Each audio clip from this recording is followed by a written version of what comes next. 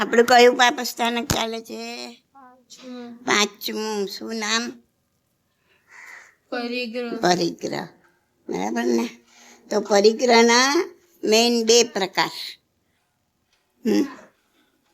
બાહ્ય પરિગ્રહ, અભ્યંતર પરિગ્રહ. બાહ્ય એટલે બધી દ્રવ્ય, એને દ્રવ્ય પરિગ્રહ પણ કહેવાય. એ દ્રવ્ય વસ્તુઓનો જે બધો પરિગ્રહ એ બાહ્ય પરિગ્રહ. અને જે ભાવ છે, આપણા ભાવ, એ અભ્યંતર પરિગ્રહ કહેવાય. તો બે પ્રકાર, બાહ્ય પરિગ્રહ, અભ્યંતર પરિગ્રહ, અથવા તો દ્રવ્ય પરિગ્રહ અને ભાવ પરિગ્રહ. બરાબર? દ્રવ્ય પરિગ્રહમાં પાછા બે, સચિત અને અચિત. બરાબર ને? કાલે સમજાયું, એના પછી ખબર પડી ગઈ તમને કે સચિત પરિગ્રહ અને અચિત પરિગ્રહ એ બંને બાહ્ય. બરાબર? સચિત એટલે શું ને અચિત એટલે શું? એટલે ખબર? સચિત કોને કહેવાય, અચિત કોને કહેવાય? સચિત એટલે જે આપણે જેમાં જીવ હોય. હા, જીવવાળા પરિગ્રહમાં શું આવે? સચિત અને અચિત પરિગ્રહમાં 9 પ્રકારના કીધા છે પરિગ્રહ. 9 પ્રકારના દ્રવ્ય વસ્તુ છે. જે પરિગ્રહ એટલે શું કે આત્માથી ભિન્ન બાહ્ય પદાર્થ છે, બહારના પદાર્થ છે જે આત્માથી અલગ છે, એટલે એને શું કહેવાય? બાહ્ય પરિગ્રહ કહેવાય. અને એ 9 પ્રકારના કીધા. તમને વંદિતાની ગાથામાં આવે છે આ 9 પ્રકારના નામ. 18મી ગાથા યાદ છે? 18. આમ યાદ નથી, બોલું તો યાદ આવે. ધન ધન ખિત્તવથુ રૂપ સુવર્ણેય કુવિય પરિમાણે દુપય ચૌપયમીય પડિકમે દેશ્યમ સભમ. બરાબર ને? તો ધન એટલે ધન. આ 9 પ્રકાર ખાલી આપણે જોઈ લઈએ. આમ તો તમને ખ્યાલ છે બધો. ધન એટલે રૂપિયા, પૈસા, એ બધા ધન કહેવાય. બરાબર? પછી ધાન્ય, ધન એટલે ધાન્ય એટલે બધા પ્રકારનું અનાજ. બધા જ પ્રકારના અનાજનો પરિગ્રહ એ ધાન્ય પરિગ્રહ કહેવાય. રૂપિયા પૈસાનો પરિગ્રહ ધન કહેવાય. ધન ખિત્ત એટલે ક્ષેત્ર એટલે એરિયા, ભૂમિ, જગ્યા, જમીન, ખેતર, એ બધાનો પરિગ્રહ. ધન ખિત્ત વથ્થુ એટલે વસ્તુ. એટલે કે બંગલો છે, મકાન છે, પછી આપણે જે બી વસ્તુ, બધી જ વસ્તુ આવી જાય એમાં. તમારી ગાડી હોય, બીજી જે બી વસ્તુ તમારી પાસે હોય, તમારું ટીવી, લેપટોપ, બધું એની અંદર આવી ગયું. તો વસ્તુનો પરિગ્રહ ધન ખિત્ત વથ્થુ. રૂપ એટલે રૂપિયા એટલે રૂપું એટલે નહીં ખબર હોય. રૂપું, સિલ્વર. હા, સિલ્વર. શાબાશ. સોનું રૂપું કહીએ જ ને આપણે. રૂપું એટલે સિલ્વર અને સિલ્વર જેવી બીજી ધાતુઓ. પછી રૂપ સુવર્ણ એટલે સુવર્ણ એટલે સોનું, એનો પરિગ્રહ. ધન કીધો રૂપ સુવર્ણ. કુવ્ય એટલે કુપ્ય એટલે બીજી બધી ધાતુઓ. સોના અને રૂપું છોડીને બીજી બધી ધાતુઓ. આ બધું શું થઈ ગયું? અચિત. આટલી વસ્તુ શું છે? અચિત. અને પછી સચિત વસ્તુમાં દુપય ચૌપયમીય. દુપય એટલે 2 પગવાળા, એટલે મનુષ્ય છે, પક્ષી છે. મનુષ્યમાં કોઈ બી નોકર હોય, દાસી હોય, જેના ઉપર આપણે આપણો અધિકાર જમાવતા હોય, એ બધું આપણા પરિગ્રહમાં આવે. એ પણ પરિગ્રહ કહેવાય. કામવાળી બાઈ હોય, આ મારી બાઈ છે, આ શું આવી ગયું? પરિગ્રહ આવી ગયો. અને ચતુષ્પદ એ પણ સચિત. આ 2 સચિતમાં આવી જાય. ચતુષ્પદમાં 4 પગવાળા, હાથી, ઘોડા, ગાય, ઊંટ, ભેંસ, આ બધા પશુઓ પાળે, તો આ ચતુષ્પદ કહેવાય. તો આ 9 પ્રકારની અંદર બધો જ બાહ્ય પરિગ્રહ લગભગ બધો આની અંદર સમાવેશ થઈ જાય. હા, કોઈ બહાર રહે નહીં.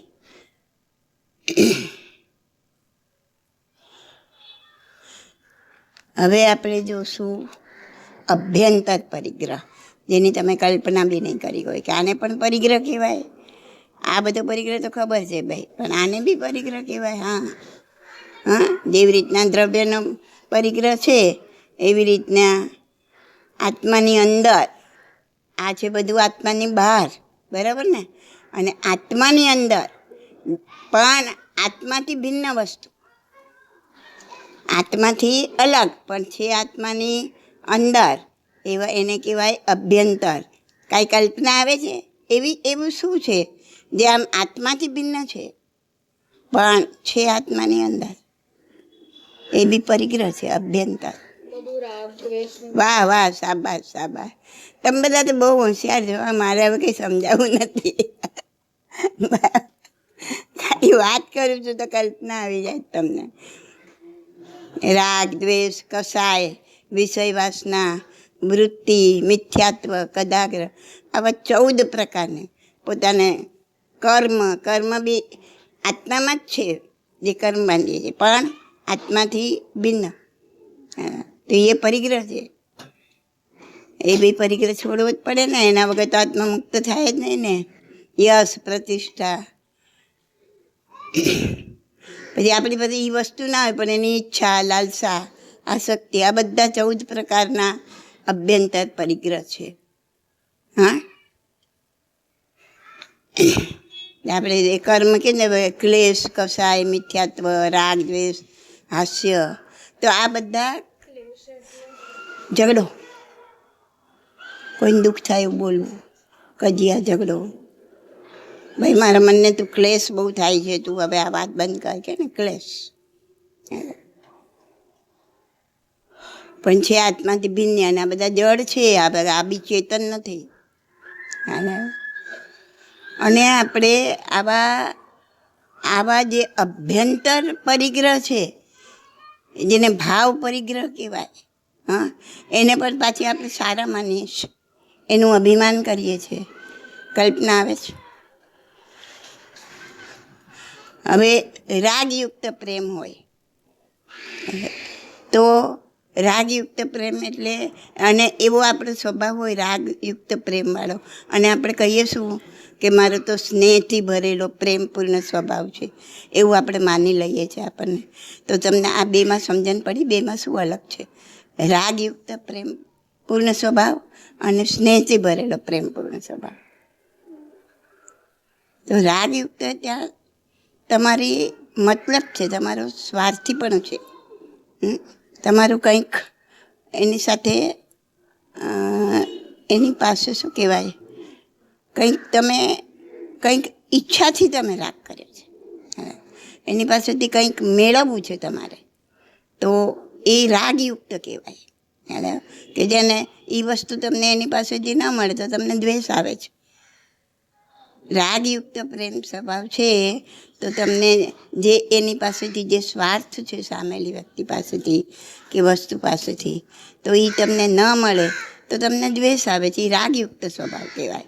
અને માની લો છો કે મારો તો સ્નેહથી પ્રેમ, પણ જેમાં કોઈ નિસ્વાર્થ ભાવના છે, કોઈ સ્વાર્થ ભાવના નથી, તો એ સ્નેહથી એટલે જે નથી એને તમે તમારું માની લો છો, અને એને સારું માની લો છો, અને એના લીધે પાછું માયા, કપટ, લોભ એ બધું કરો છો. એને કોઈના પ્રત્યે દ્વેષ છે, તમને દ્વેષ વૃત્તિ છે, હા, ક્રોધ આવે છે, તો એના પર એક ક્રોધ જે કસાય છે ને, એમાં પણ આપણે આપણું અભિમાન કરીએ છીએ, મોટાઈ માનીએ છીએ.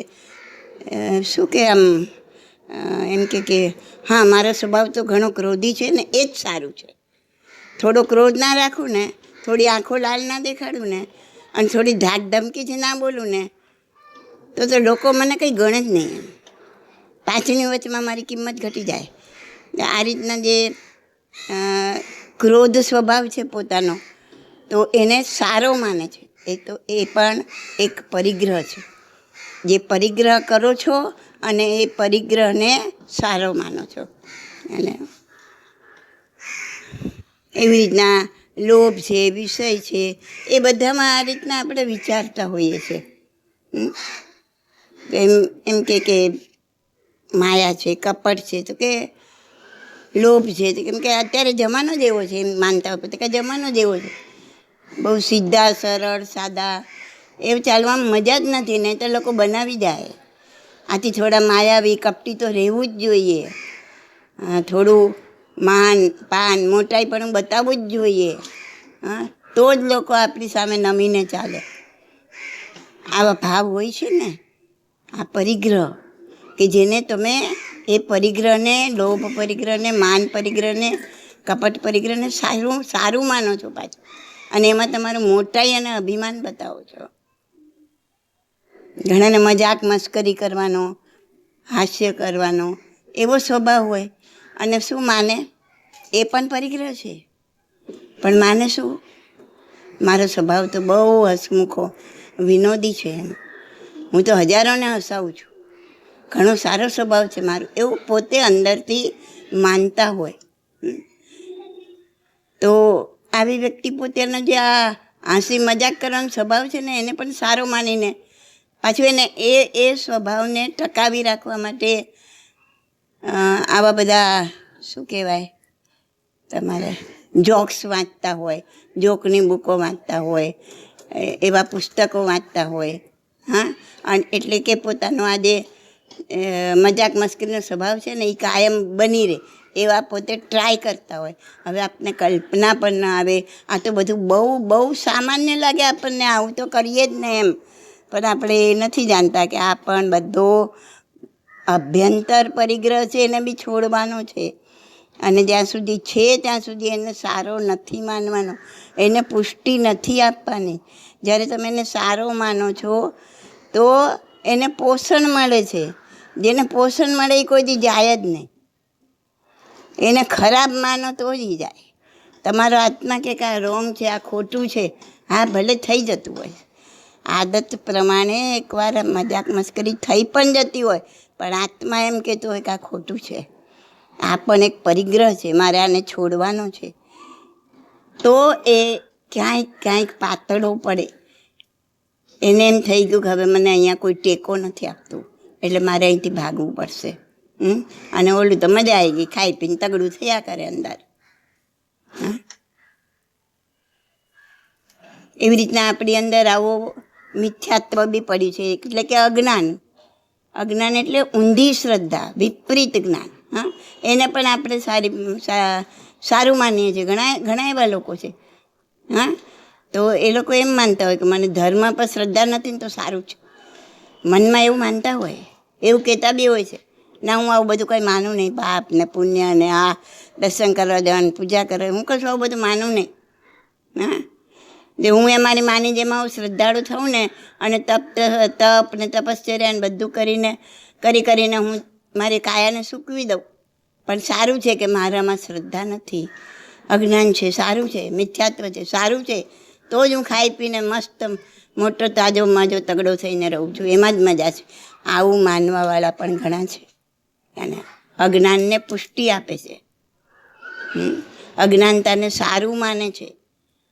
ઘણા એમ કે અમે તો મૂર્ખ છીએ ને, ભણેલા નથી ને, અશિક્ષિત છીએ ને, તો સારું છે, કોઈ અમને હેરાન તો નહીં કરે, કોઈ અમારી પાસે કંઈ લખાવા તો નહીં આવે, કોઈ હિસાબ કિતાબ કરાવવા તો નહીં આવે, આ લખો આ વાંચો એવું બધું કરવા તો કોઈ નહીં આવે. હા, આવે તમે કહી દેશો અમને આવડતું નથી. તો એ સારું માને છે, અને પોતાની અજ્ઞાનતાને પણ માણસ સારું માને છે. અને કોઈ વિષયમાં ન જાણતા હોય, ઓછું આવડતું હોય, પણ પોતાને શીખવાની તૈયારી પણ ના હોય. કોઈ એમ કે લાવ તને આ નથી આવડતું, હું શીખવાડું થોડું. ના મારે શીખવું નથી, મારે નથી કરવું, મારે નથી જાણવું, મારે નથી શીખવું. તો એ અજ્ઞાનતાને પુષ્ટિ આપે છે. પછી શું કે ખબર કે ભણવાવાળા આખરે તો મરી જ જવાનું છે ને, એમ વિદ્વાન પંડિત બધાએ મરી જ જવાનું છે ને, તો ન ભણેલા અમારે જેવા અભણને પણ અંતે તો મરવાનું જ છે ને. તો શું કામ ખોટો નકામો ભણવાનું ને ખોટું મગજને આપણે ખરાબ કરવાનું. તો એ લોકો અજ્ઞાનને પણ શું માને છે? સારું માને છે. ભણીને શું કરવું છે એવું માને છે. આ બધી વસ્તુ એટલે સમજવાની છે કે આવા નાના નાના સૂક્ષ્મ ભાવ. હા બોલ. જે આપણે ભણવાના ધર્મની વાત નથી, મતલબ અગર ધર્મમાં આપણે ઉતરી જઈએ તો એ બીજા જન્મમાં બી આપણી સાથે આવી શકે, પણ જે બીજું બધું આપણે ભણીએ છીએ, જે બી આ સાંસારિક છે, એ બધું તો આપણી સાથે નથી આવવાનું ને. તો જેટલું આવશ્યકતા છે એટલી જ ભણવાનું, એનું કરતાં વધારે પછી એને બી તો પછી પરિગ્રહ જ કહેવાય ને, કે આટલું બધું તમે લઈને થોડી જવાના છો. લઈને નથી જવાના. આ જીવન માટે તમને કામ લાગે અને તમે કોઈને સહાયક થઈ શકો તમારા જ્ઞાનથી. અને એટલા માટે આપણે ભણવાનું છે. આપણું જેટલું મન કરે એટલું ભણવાનું, પણ ભણવાનું સારું નથી. અહીંયા તો જે આપણે અત્યારે ભણવાની વાત કરીએ છીએ, જ્ઞાનની વાત કરીએ છીએ, ધર્મની જ વાત કરીએ છીએ. ધર્મની નથી ને હું વાત જે કરું છું કે ના ભણેલા સારા, આમ સારું, એ ધર્મની જ વાત કરું છું. અને પણ ઓલું આ જીવન જીવવા માટે આપણે ઇસેન્શિયલ છે, અત્યારે થોડું જરૂરી થઈ ગયું છે. પણ ફક્ત એના પર જ વધારે ધ્યાન આપી અને આને એવોઇડ કરો તો એ પણ ખોટું છે. તો આપણે બહુ બધું ભણીએ અને આ બી ભણીએ, આ બી ભણીએ, આ બી ભણીએ, તો એને પરિગ્રહ ન કહેવાય. જ્ઞાન પરિગ્રહ નથી, અજ્ઞાન પરિગ્રહ, જે આત્માથી ભિન્ન છે. પરિગ્રહ કોને કહેવાય? પરિગ્રહની વ્યાખ્યા સમજ. આપણું આ ધર્મનું ભણવાનું નહીં. તો આ પણ એ જ્ઞાન છે ને. ધર્મનું તમે ત્યારે ભણી શકો છો કે જ્યારે ઓલો કખ ગગ તમે શીખ્યા, વાંચતા શીખ્યા. એટલે વાંચતા ને લખતા જ ના શીખ્યા હોય તો આ બી ક્યાં તમે વાંચી લખી શકવાના હતા? એટલે મૂળ તો ત્યાં પડેલું જ છે. તો પરિગ્રહની વ્યાખ્યા, અભ્યંતર પરિગ્રહની કે બાહ્ય પરિગ્રહની વ્યાખ્યા એ જ છે કે જે આત્માથી ભિન્ન છે એનો પરિગ્રહ ના કરો. જ્ઞાન કોઈ પણ પ્રકારનું, એ જ્ઞાન એ આત્માનો ગુણ છે. અનંત જ્ઞાની છે આત્મા. તો તમે અજ્ઞાનને પુષ્ટિ આપો અને જ્ઞાનને એવોઇડ કરો તો જ્ઞાન પરિગ્રહ નથી.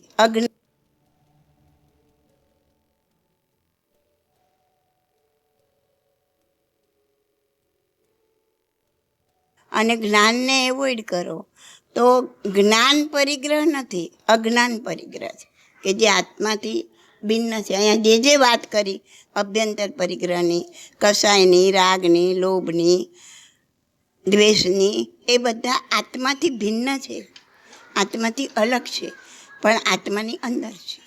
એટલે એને અભ્યંતર કીધા પરિગ્રહ. કોઈ આજ સુધી આ કદાચ સમજાયું હશે કે નહીં સમજાયું હોય, કે આપણને સમજવા મળ્યું હશે કે નહીં મળ્યું હોય કે આ બધા પણ પરિગ્રહ છે. અને ક્રોધ, માન, માયા, લોભ, અહંકાર જે બી કરીએ છીએ આત્માથી જેટલું ભિન્ન છે એ બધા પરિગ્રહ. પણ એ આત્માની અંદર રહેલા છે એટલે અભ્યંતર પરિગ્રહ. બહારના પરિગ્રહ વિશે તો બહુ જાણ્યું, બહુ સમજ્યા, ખબર છે, એનો ત્યાગ બી કરીએ છીએ આપણે. હવે હું આટલાથી વધારે વસ્ત્રો નહીં વાપરું, હું આટલાથી વધારે આ ચીજ નહીં ખાવું, એવા આપણે ઘણા બધા વ્રત લઈએ છીએ પછી. કારણ કે એ બધું બાહ્ય પરિગ્રહ. એટલે પણ આ અભ્યંતર પરિગ્રહમાંથી પણ આપણે બહાર નીકળવાનું છે અને આને અભ્યંતર પરિગ્રહ કહેવાય એ સમજવાનું છે. તો આ પરિગ્રહથી આપણે ચેતતા રહીશું, પાછા હટશું. થોડાક તો પાછા હટશું ને. જાણતા જ નહીં તો ક્યાં પાછા હટશું? હવે આજે આપણે જાણ્યું કે જ્ઞાન નથી મેળવવું, નથી શીખવું, નથી કરવું, એવી પણ જે ભાવ આપણે વ્યક્ત કરીએ છીએ એ પણ અજ્ઞાન પરિગ્રહ છે.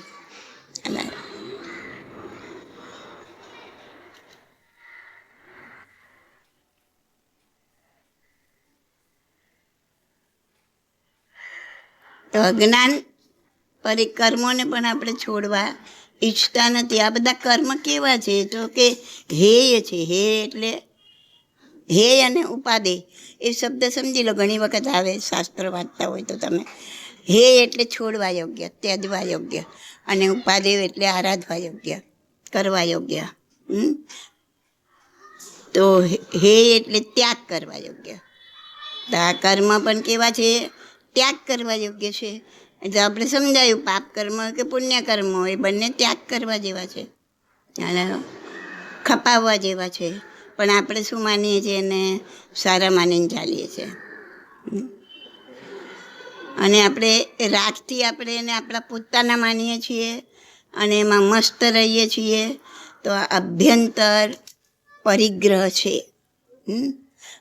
એમાં જ આપણે મસ્ત રહીએ છીએ ને. આ બધા જે હમણાં સમજાવ્યા અભ્યંતર પરિગ્રહ એ 14 પ્રકારના છે.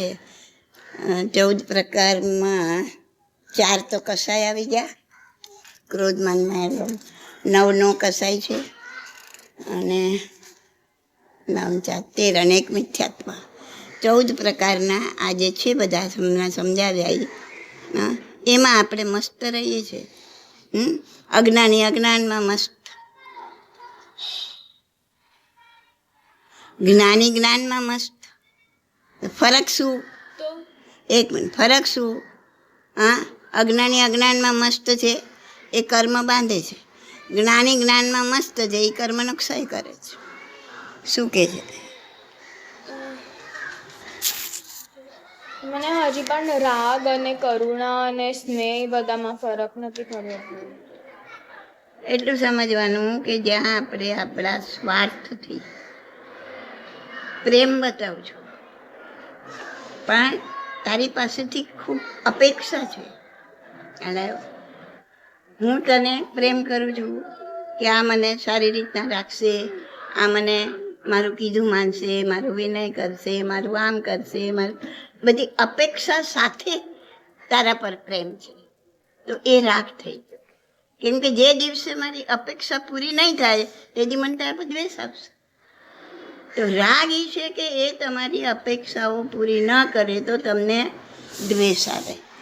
જ્યારે મને કોઈ અપેક્ષા નથી, અપેક્ષા રહિત નિર્મળ પ્રેમ છે, એમાં કોઈ જાતની અપેક્ષા નથી, તો મને દ્વેષ પણ નહીં આવે. તો એ નિર્મળ પ્રેમ, નિર્મળ સ્નેહ ખ્યાલ આવ્યો. રાગ વિયુક્ત પ્રેમ અને ઓલો રાગયુક્ત પ્રેમ ખ્યાલ આવ્યો. રાગનો અર્થ ખાલી પ્રેમ, પણ એ કેવો પ્રેમ? સ્વાર્થ સાથેનો પ્રેમ. અને કરુણા એટલે દયા અને એનું વિરુદ્ધ ક્રૂરતા. બરાબર? હવે મેં એકવાર સમજાવ્યું છે કે યાદ આવ્યું બિલાડી અને હા ઉંદર હા છે, તો તમે ઉંદરને બચાવવા જશો તો તમને હા. બિલાડીને લાકડું મારશો, પથ્થર મારશો. કેમ? તમે એક જીવ પર દયા કરી, અને બીજા પર ક્રૂરતા કરી. પણ જેને કરુણા છે એને દયા બી નથી ને ક્રૂરતા બી નથી. એનામાં ભગવાનને એક જીવ પર કરુણા છે, એને કોઈના પર દ્વેષ નહીં આવે, કોઈના પર ક્રૂરતા નહીં આવે. તો કરુણા એ આ બંનેની વચ્ચેની વસ્તુ છે. આપણે છે ને આ બધા દ્વંદ કહેવાય, દ્વંદ. એ બી સમજાવી જ મેં એકવાર કે રાગ હોય તો દ્વેષ હોય જ, એમ દયા હોય ત્યાં ક્રૂરતા હોય જ. આવા હજારો દ્વંદ છે અને આપણે દ્વંદમાં જીવી રહ્યા છીએ. આપણે અત્યારે શેમાં જીવી રહ્યા છીએ? દ્વંદમાં. જ્યારે વિતરાગ શું કહેવાય? દ્વંદાતીત. એ દ્વંદમાં નથી, દ્વંદની બહાર છે. કરુણાનું ઓપોઝિટ કાંઈ છે નહીં. કરુણા એટલે કરુણા, નિતાંત પ્રેમ જ. એની અંદર બીજું કંઈ બી ન હોય, ખાલી કરુણા જ હોય. રાગ દ્વેષ એ તો ન જ હોય. રાગ દ્વેષને બધું હોય, બધું હતું, પણ એ બધાને એમણે હટાવ્યું ધીમે ધીમે કરીને. એકને આ સાધના કરીને બધાને મારીને હટાવ્યા, તોડીને હટાવ્યા, ને ઓછા થતાં પછી ખતમ થઈ ગયા. અને ખતમ થયા ત્યારે આ કર્મોથી મુક્ત થયા અને વિતરાગ બન્યા. દરેક જીવે એ જ કરવાનું છે. તો જે એવું કહે છે ને કે ગૌતમ સ્વામીને એટલે કેવળનાન નહોતું થતું કેમ કે એમને મહાવીર સ્વામી પર બહુ રાગ હતો. હા, મારા પણ આ પરિગ્રહ મારા પણ બી ના હોવું જોઈએ. આ મારા ભગવાન, આ મારા આપણે બી ના હોવું જોઈએ. આ મારો ધર્મ, મારા ભગવાન નહીં, તો ત્યાં રાગ છે. મારા પણ આવ્યું ને તો રાગ છે. કાલે બી સમજાવ્યું હતું, nothing is mine, I am nothing. ખાલી આટલું હતું મારા પણ, મારા ભગવાન, બસ એ નહોતું હટતું. તો ને ભગવાન છે, કલ્યાણકારી છે, બધાનું ભલું કરે છે, પણ મારા ન જોઈએ, મારા શબ્દને. એ જે મારા પણ શબ્દને છોડો ને, શબ્દ સાથે કાંઈ બહુ લેવા દેવા નથી. અંદર જે મારા પણ હતું ને એ જ હતું નહોતું. બસ એ કેટલા સારું અટક્યું હતું. એ જેને દીક્ષા આપતા હતા ને એ બધાને કેવળ જ્ઞાન થઈ જાય, એમને નહોતું થતું. આટલા સારું અટક્યું હતું. એક આ બધા દુર્ગુણ છે. એ એક અંશ માત્ર પણ હોય ને ત્યાં સુધી તમારે છુટકારો નથી. દેવના બાહુબલીનું મેં તમને કીધું હતું, એટલો જ ખાલી અહંકાર હતો કે મારાથી નાના ભાઈઓ હોય, મારી પહેલાં દીક્ષા લઈ લીધી છે અને હું જઈશ તો મારે એમને વંદન કરવા પડશે, આટલો અહંકાર. તો હું કેવળ જ્ઞાન લઈને જ જાઉં એટલે મારે એ લોકોને વંદન ના કરવા પડે. બસ 1 વર્ષ સુધી ઊભા રહ્યા. બોલો આ માનવ મન કેવું છે વિચાર કરો. ખાલી એક આટલા આમ માટે 1 વર્ષ સુધી એમને એક જ જગ્યાએ હાલ્યા ચાલ્યા વગર. આજે હાઈએસ્ટ કૌશક એમનો કહેવાય છે, બાહુબલીનો. 12 મહિનાનો કૌશક. 12 મહિના સુધી એક જગ્યાએથી એક આંગળી નથી હલાવી, નથી માથું હલાવ્યું. બધા ઝાડના મીટી વળ્યા એમને. તો એવું હોય કે કોઈ નાના છોકરાએ દીક્ષા લીધી અને એના પછી કોઈ સાહેબ મોટા ઉંમર એના બાપે જ લીધી હોય તો એના બાપે એને વંદન કરવા પડે. એવું કેમ હોય? કારણ કે એ શું કહેવાય, એમાં ચારિત્રવાળા હાઈ લેવલ પર કહેવાય, ઊંચા પદ પર કહેવાય. આ શ્રાવક છે, બરાબર. હજી એના બાપ છે ને એ શ્રાવક છે. દીકરાએ દીક્ષા લઈ લીધી તો શ્રાવક એને પગે લાગશે, વંદન કરશે, કેમ કે એનું પદ ઊંચું થઈ ગયું. શ્રાવક કરતાં સાધુનું પદ ઊંચું થઈ ગયું, બરાબર. હવે એમાં પણ એવું છે, નાનું મોટું કોણ નાનું ગણાય, કોણ મોટું ગણાય? જેને પહેલાં ચારિત્ર લીધું એ મોટું ગણાય અને જેને પછી ચારિત્ર લીધું એ નાનું ગણાય. હવે બંને સાધુ છે પણ ઓલો મોટું ગણાય. ઉંમરની ત્યાં લેવા દેવા નથી, ઉંમર સાથે લેવા દેવા નથી, પણ આ મોટું ગણાય ને આ નાનું ગણાય. એટલે એને વંદન કરવા પડે, ભલે નાનો હોય.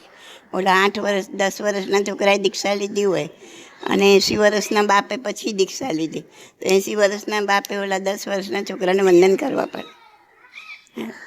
અને જે લોકોએ દીક્ષા લીધી એમાં બી ઉપાધ્યાય અને આચાર્ય હોય ને, તો એ કેવી રીતના બને? મતલબ હાઈએસ્ટ લેવલ પર આચાર્ય, ઉંમરથી મતલબ ઉંમર ના, એ લોકોમાં જ નક્કી થાય. એના જે ગચ્છાધિપતિ હોય એમના ગુણ પ્રમાણે આચાર્ય. એ લોકોએ જેટલું ભણેલું છે મતલબ ને બધા ગુણ કન્સિડર કરે. ખાલી જ્ઞાનને અને આ પદને સરખાવાય નહીં. એના બધા ગુણ કન્સિડર થઈ, એના આચરણમાં બધા ગુણ આવ્યા એ આચાર્ય. અને જે પોતે બીજાને ભણાવવા લાયક થઈ ગયા એ ઉપાધ્યાય. અને જે ભણી રહ્યા છે એ સાધુ. જે શીખી રહ્યા છે એ સાધુ, જે શીખવાડે છે એ ઉપાધ્યાયના પદમાં આવે. અને અત્યારે તો 2 પદ જ વધારે દેખાય છે, આચાર્ય અને સાધુ. અને આ પદવી આપે, પદવી. એમના જે હેડ હોય ને એ એમને આ પદવી આપે કે જે પોતે આચાર્ય છે એ બીજાને પદવી આપે કે હવે આ આચાર્ય પણ સંભાળી શકે એમ છે. પછી એ એટલા શિષ્યોને બી સંભાળી શકે એ ગુણ એનામાં હોવો જોઈએ. સાધ્વીજી અને સાધુજીને એટલે જ અલગ અલગ ઉપાશ્રયમાં રાખે કેમ કે ઓલું આભા મંડળનું હોય. હા, આમે સ્ત્રી અને પુરુષનું તો મેં તમને હમણાં કયું સમજાયું, મૈથુન. એમાં આવ્યું ને કે એનાથી તો એ જગ્યાએ બેઠા હોય ત્યાં બેસાય પણ નહીં. કે હવે ક્યાં બધું રહ્યું, શું સમજાવું તમને. બાકી આ બધું બહુ ખરાબ અસર કરે. જે જગ્યાએ સ્ત્રી બેઠી હોય ને ત્યાં સુધી અમુક સમય સુધી ત્યાં પુરુષે ના બેસે, અને પુરુષ બેઠો હોય ત્યાં સ્ત્રીએ ના બેસે. પછી જોડે રહેવાની તો વાત જ ક્યાં રહે.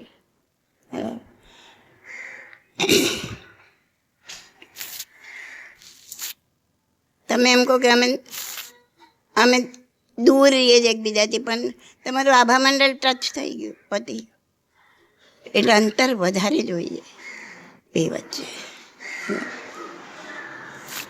નહીં તો આ બધી વાસનાઓ ભડકવાની છે, કુદરતી છે. એટલે એના બ્રહ્મચર્યના રક્ષણ માટે આ બધી વ્યવસ્થા કરી. સાધુ મહારાજ પાસે એકલા શ્રાવિકાએ બી એકલા ના જવાય. એવી રીતના સાધ્વીજી મહારાજ પાસે કોઈ શ્રાવકે એકલા ના જવાય. 1 વાર 2 વાર 4 વાર 10 વાર જવાની પછી આદત પડી જાય અને એની અંદર પછી બધા દૂષણો પેસે. તો બીજાની હાજરી હોય. હવે આજે મારા સાહેબને મારે કોઈ મારા સાહેબ બોલાવે, ઘણાના મને ફોન બી આવે કે બેન મારે તમારી બુક હાથમાં છે ને મારે આ વસ્તુ સમજવી છે, તમે આવી શકશો? તો હું ક્યારે બી એકલી ના જાઉં ખરી, બહુ ખૂબ અંતર રાખીને બેસું અને કોઈ બી શ્રાવકને શ્રાવિકાને સાથે લઈને જાઉં. ચાલો, કેમ ભાઈ આપણે તો શ્રાવક શ્રાવિકા છીએ, આપણામાં તો અનંત દુર્ગુણો છે, કેટલી બધી વાસનાઓ, આ તે બધું રહેલું છે. એ વસ્તુ એમને અસર કરે કે નહીં? તો આપણે સમજીને દૂર રહેવાનું.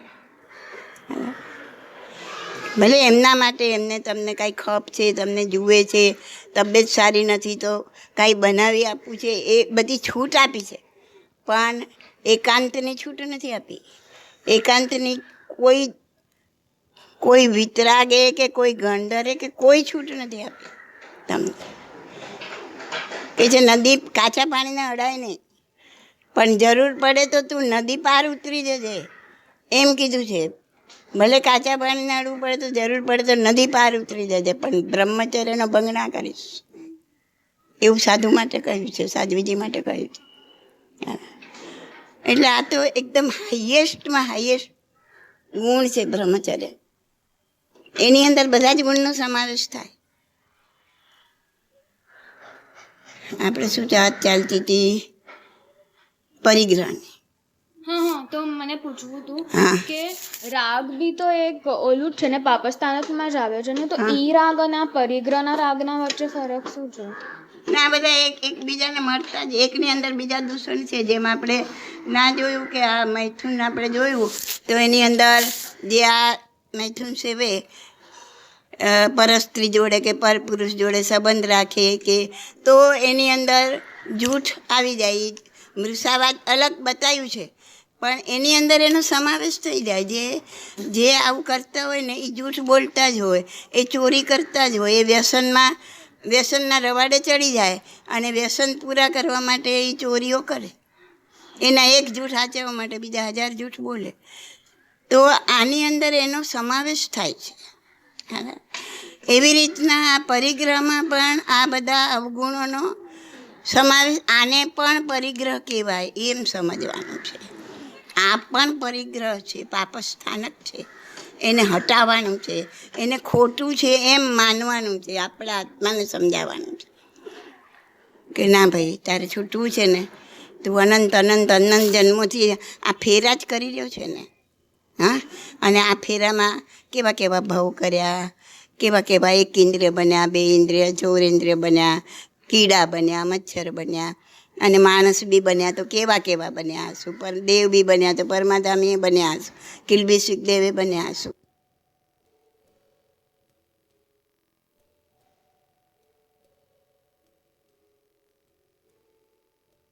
ઇન્દ્રિય 14 ઇન્દ્રિય બન્યા, કીડા બન્યા, મચ્છર બન્યા, અને માણસ બી બન્યા તો કેવા કેવા બન્યા હશું, પર દેવ બી બન્યા તો પરમાધામી બન્યા હશું, કિલ્બિશિક દેવે બન્યા હશું. નરકમાં આવી ગયા. સમજાયા તો દેવ પણ ફરીથી સમજાવીશ તમને. હા, અગર બધું મનથી જ થતું હોય હા, તો મેં આ પૂછ્યું પણ છે, પણ મને પાછો ક્વેશ્ચન આવ્યો. હા. બધું મનથી જ થતું હોય તો આપણે બાધા બધી આપણે જે બધું પચખાંડ ને બધું લેવાની જરૂરત કેમ છે? 5મા આરાના લોકો હોય તો પણ આપણે મનથી સોચી લીધું તો બધું લેવાની જરૂર. પણ આપણામાં એટલો પાવર નથી ને. મનથી સોચી લીધું, આ મનને મજબૂત કરવા માટે જ બાધા લેવાની છે. કારણ કે મન કેવું છે અત્યારે માકડા જેવું છે.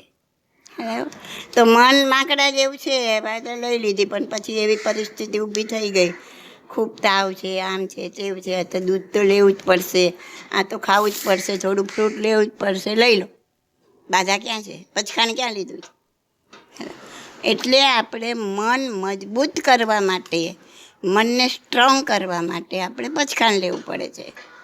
નહીં તો આપણું મન સ્ટ્રોંગ રહી શકે એમ નથી. પણ પચકાણ હોય તો નાનામાં તો પચકાણ થઈ ગયું. મારે 24 થઈ ગયો, હવે ના લેવાય મારાથી કાંઈ. બરાબર. અને ઓલું 24નું પચકાણ આવે તો લઈ લો. તો આ બાધા, આ પચકાણ આપણા મનને સ્ટ્રોંગ કરવા માટે આપણે લેવાનું છે. બરાબર. મન કેવું છે ખબર છે? તમે એક વખત તમે પચખાણ લઈને તમારું એ પચખાણ તોડી નાખ્યું. બરાબર. એક વખત એક બાધા લઈને તોડી નાખ્યું. પછી બીજી વખત તમે તમારા મનને એટલું સ્ટ્રોંગ નહીં બનાવી શકો. કેમ કે તમે હજી તોડો ને એની પહેલાં તમારા મનને ખબર છે કે આ તોડી નાખશે. તમારું મન જાણે છે, એને ખબર પડી ગઈ કે આ તોડી નાખશે, એટલે એ સ્ટ્રોંગ નહીં થઈ શકે. એટલે ક્યારે પણ પચખાણ કે એ લીધા પછી એને તોડવાનું નહીં, કંઈ નહીં. એકવાર તોડી ના, એકવાર આમ કરી નાખીએ ને એમાં શું છે, નહીં, એકવારમાં જ બધું થઈ જશે. એકવાર તોડ્યું એટલે તમારું મન કેવું થઈ ગયું, ઢીલું થઈ ગયું. એને ખબર પડી ગઈ કે આ તોડે એમ છે, વાંધો નથી. પછી બીજી વાર, પછી ત્રીજી વાર, પછી આદત.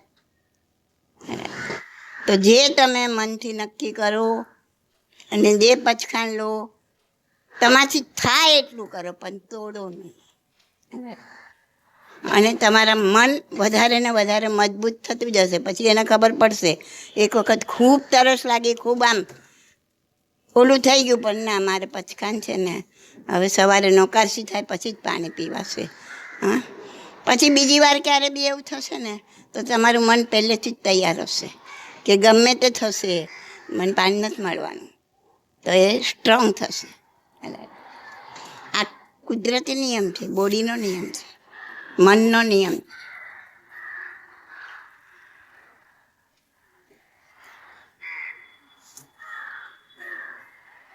તો જે મેં હમણાં કીધું ને, હમણાં આપણે શું સમજતા હતા, અજ્ઞાન. તો જે અજ્ઞાની અજ્ઞાનમાં મસ્ત ને જ્ઞાની જ્ઞાનમાં મસ્ત. અને જે ફરક કેટલો, એક કર્મ બાંધે છે ને એક કર્મને છોડે છે, ક્ષય કરે છે. તો એ રીતના આપણે જોઈએ ને તો આ બાહ્ય પરિગ્રહ એટલો નુકસાનકારક નથી જેટલો અભ્યંતર પરિગ્રહ નુકસાનકારક છે. અભ્યંતર પરિગ્રહ વધારે નુકસાનકારક છે. હવે આ બાહ્ય પરિગ્રહને છોડીને એક વખત માણસ દીક્ષા બી લઈ લે. બરાબર. દીક્ષા લે એને બધો બાહ્ય પરિગ્રહ છોડી દીધો, લગભગ બધો બાહ્ય તો છૂટી ગયો એમનો. તો ઘર બાર મકાન જે બી ગણો હોય, સોનું રૂપું પૈસા બધું છૂટી ગયું. હા, પણ અભ્યંતર પરિગ્રહ છોડવો. પણ અભ્યંતર છૂટશે પછી જ બાહ્ય છૂટી શકે ને? ના, બાહ્ય તો તમે એમ ના છોડી શકો. મતલબ તો બી અગર મતલબ મારી પાસે 2-3 ઘર છે, મને બહુ ઓલું છે કે આ મારું ઘર છે, મારું ઘર છે, તો જ્યાં સુધી મારું નહીં છૂટે ત્યાં સુધી હું એ 3 ઘરને બી નહીં છોડી શકું ને? છોડી શકશો. ભલે તમારી પાસે ઘર તમે છોડી દીધું, પણ મારા પણ નહીં જાય અંદરથી. ઘર છોડી દીધું પણ મારા પણ નહીં જાય. એ હું તમને આગળ સમજાવું છું, થોડાક ઉદાહરણ સાથે સમજાવીશ આ વસ્તુ. હું એ પૂછું છું કે મારા પણ જ નથી જતું તો પછી એને છોડવાનું છે પહેલાં. મારા પણ ઘર તો તમે કોઈ પણ રીતના છોડી શકાય. એટલે તમને પૈસાની બહુ જરૂર પડી, ભાઈ હવે નહીં ચાલે આના વગર, આ વેચવું પડશે, વેચી દો, ઘર છૂટી ગયું.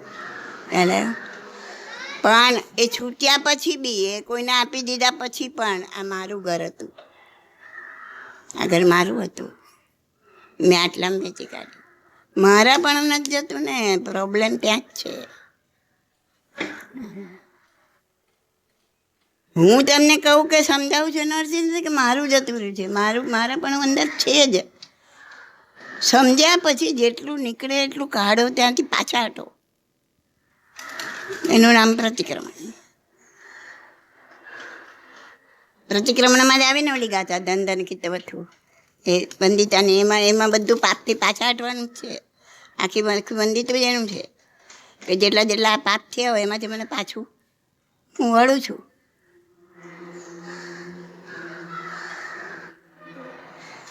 તમે બાહ્ય પરિક્રમણ ત્યાગરૂપ શરીર પછી વસ્ત્ર પણ છોડી દો, બરાબર, પણ અંદર જે છે શરીર પછી વસ્ત્ર છોડી દીધું. તમે વસ્ત્રનું વસ્ત્રનો ત્યાગ કર્યો, બાહ્ય વસ્તુનો. પણ શરીર પર વધારે મોહ કે વસ્ત્ર પર વધારે મોહ? મોહ કોના પર વધારે? શરીર પર. એ ક્યાં ગયું?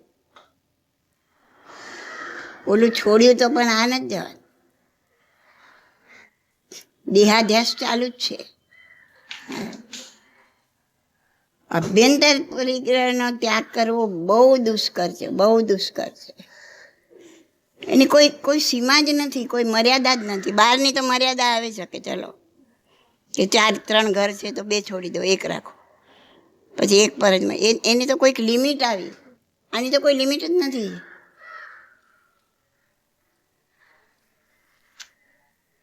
ગમે એવી વસ્તુ, નાની હોય, મોટી હોય, તુચ્છ હોય, ગમે એવી હોય, એના પરની જે મોહ છે, જે મમત્વ છે, એ જતું નથી. મેં તમને કીધું ને, શરીર ઉપર વસ્ત્ર કરતાં તો શરીરની કિંમત લાખ ગણી વધારે. જરૂર પડે તો માણસ વસ્ત્ર ફેંકી દે, પણ શરીરની રક્ષા કરે ને. હવે આ જુઓ ને તમે, આપણી ક્યાં વાત કરશો? તિર્યંશ, પશુ, પક્ષી, એ બધી ગતિમાં વસ્ત્ર ક્યાં છે? બધા વસ્ત્ર વગરના જ છે ને. પણ દેહ રાગ છે કે નહીં? દેહનો રાગ જતો રહ્યો ના. એટલે આ જીવને છે ને અનાદિકાળથી, અનંતકાળથી આ દેહનો રાગ જ સતાવી રહ્યો છે. દેહ ભાવ, દેહ ઉપર જે મમત્વ છે ને, એનાથી વધારે મહત્વ બીજું કાંઈ છે જ નહીં. એટલું બધું મહત્વ છે. એને જ દેહાધ્યાસ કહેવાય. અનંત કાળ વીતી ગયો. હા, એક પણ જન્મ શરીર વિના થયો? એક પણ જન્મ નથી થયો શરીર વિના. નિગોદ અવસ્થામાં પણ સૂક્ષ્મ સાધારણ વનસ્પતિ કાયનું શરીર હતું. એમાંય શરીર વગરના નહોતા આપણે. શરીર વગર એક પણ જન્મ થાય જ નહીં ને.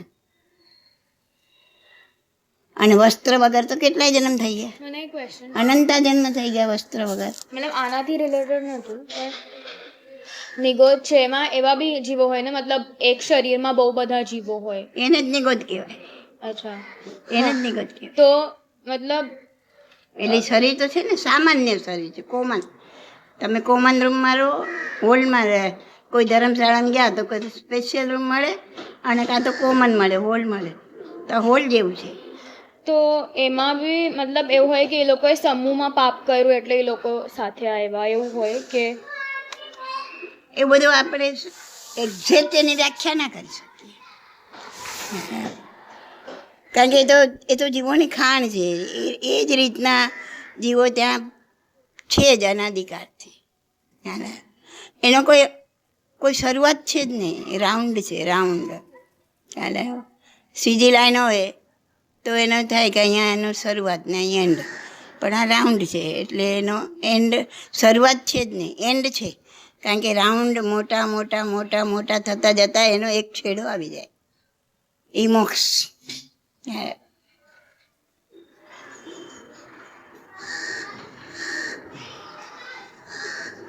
તો શરીર વિના તો એક પણ જન્મ નથી. એક જ છે શરીર વગર. કોણ છે?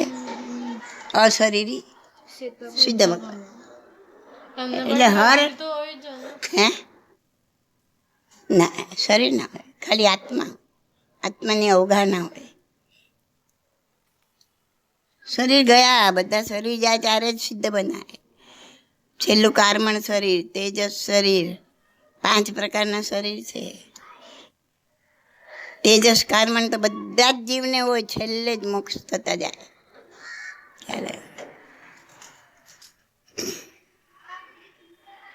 બાકી ઔદારિક ને વૈક્રિય શરીર તો યાદ રહી જાય એવા છે એકદમ. આપણાને તિર્યંતના ઔદારિક, દેવ અને નારકીના વૈક્રિય, બરાબર. અને તેજસ ને કાર્મણ તો બધાને હોય, બરાબર. અને આહારક એ કોઈ રિદ્ધિધારી ઋષિ મુનિઓ બનાવી શકે સ્પેશિયલ. દેવો ના બનાવી શકે? નહીં. એ તો કીધું, મનુષ્યમાં જે શક્તિ છે એ દેવોમાં નથી. દેવોમાં એ શક્તિ નથી.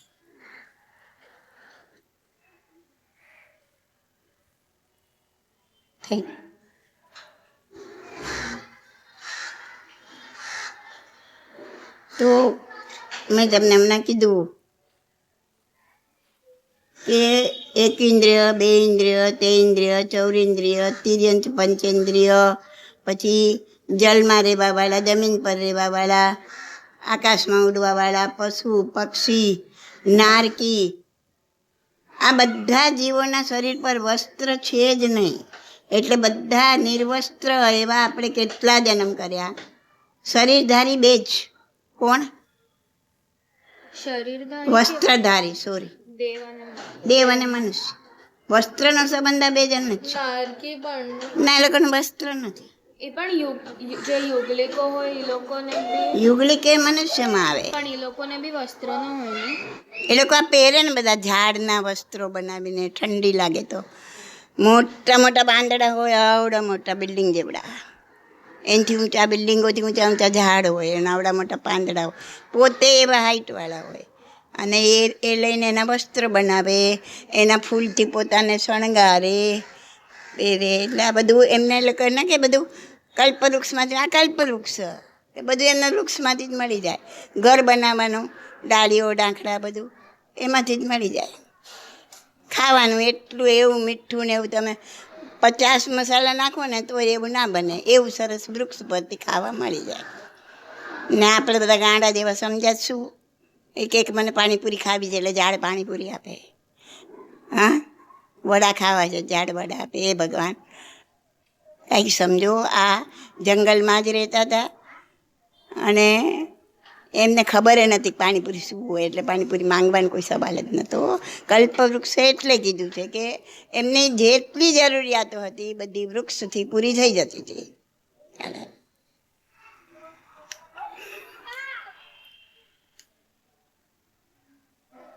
તો હવે આપણે ખાલી એમને એમ વિચાર કરો કે વસ્ત્ર રહિત કેટલા જન્મ થયા છે આપણા. હા, તો અને શરીર પર કેવો રાગ. એક મચ્છર બેસે ને શરીર પર, હા, તોય આપણે એને તરત ઉડાવીએ. કેમ? રાગ છે શરીર. તો દેહ રાગ વધારે છે આપણને, અને એ જ આપણને મોક્ષ પ્રાપ્તિમાં બાધક થાય છે.